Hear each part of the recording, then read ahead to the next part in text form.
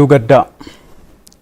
Gaaddisa aartii Oromoo falmaa bilisummaaf walqixxummaa dhala namaa kan ta'e Dooktar Kabajaa Artiist Alii Birraa du'aan addunyaa kanarraa boqotan. Dooktarri Kabajaa Artiist Alii Birraa guddina aartii Oromoo qofa osoo hin taane kallattii guddina siyaas-dinagdee fi hawaasummaa uummata Oromoo akeekuun injifannoo uummanni Oromoo har'a gonfateef nama gumaacha qaalii taasisedha.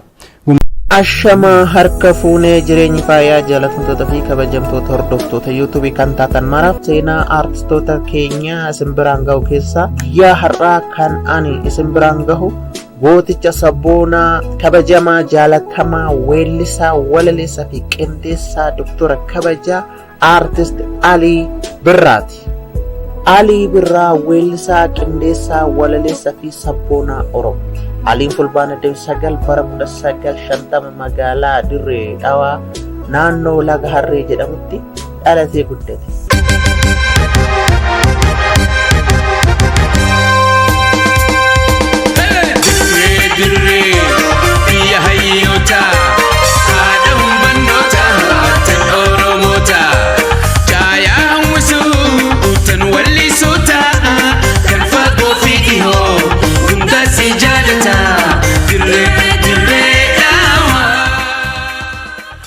Maqaan dhalootaa gooticha sabboonaa kabajamaaf jaalatamaa weellisaa walaleessaa qindeessaa Dooktar Kabajaa Artiist Alii Birraa Alii Muhammad jedhamuun yoo beekamu, jireenyi ijoollummaa isaa immoo abbaa Aliitii fi haati isaa Aliin dhalatee waggaa 3 booda walitti bu'uun addaan ba'an.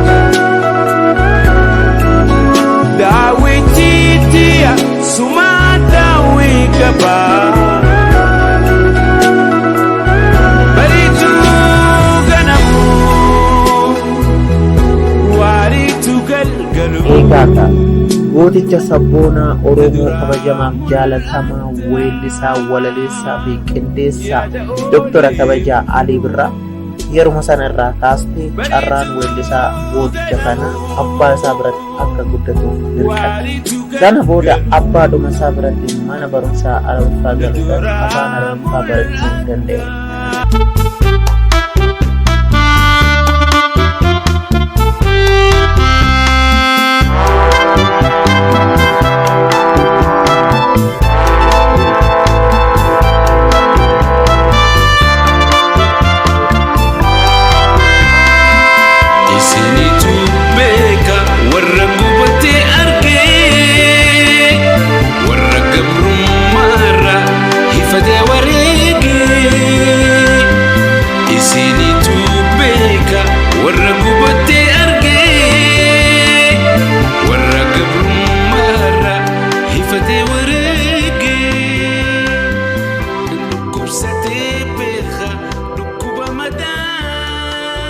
Eegaata gootichi sabboonaa kabajamaan jaalatamaaf weellisaa walaleessaa fi qindeessaan Dooktar Kabajaa Artiist Alii Birraa mana barumsaatti galuudhaan hanga kutaa 6tti barachuu danda'e.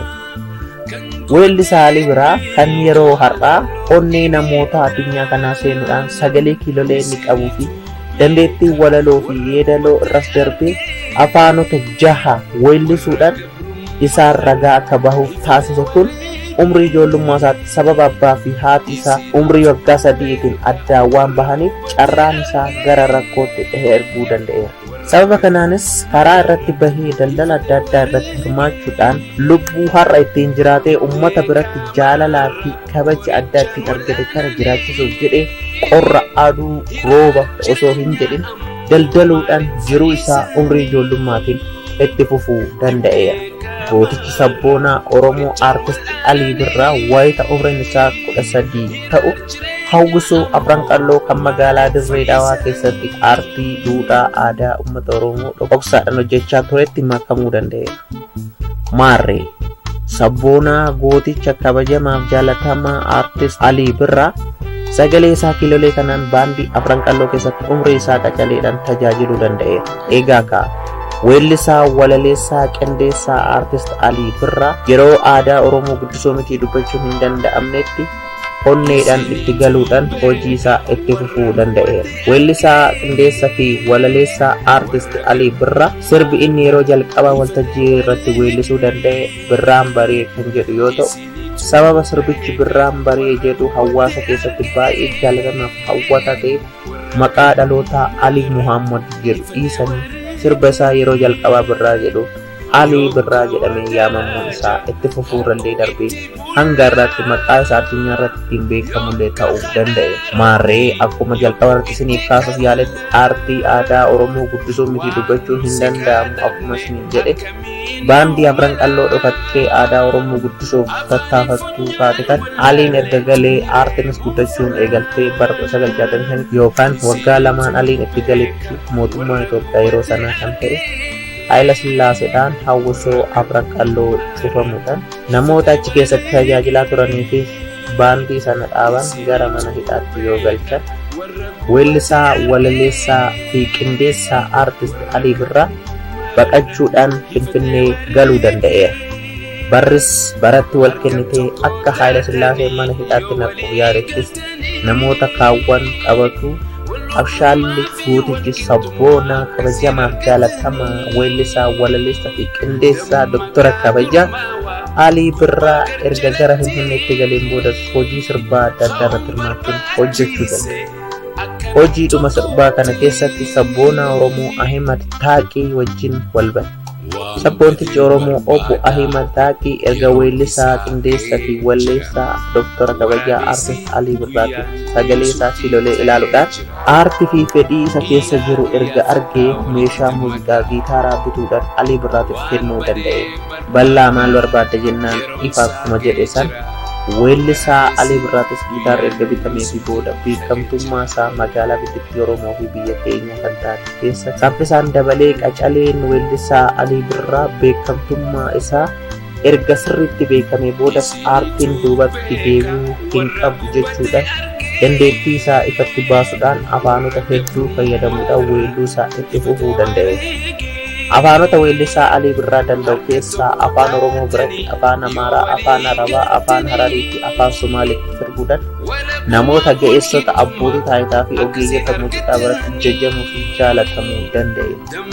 Keessumattuu yeroo sana namoota weellisaa Alii Birraa jaalatan keessaa tokko Iyyu'eel Yohaannis kan jedhamu dura bu'aa Kibur Zabanyaa kan ta'e. Iyyu'eel Yohaannisis jaalala keessa darbuudhaan Alii Kibur Zabanyaatti akka makamu taasise.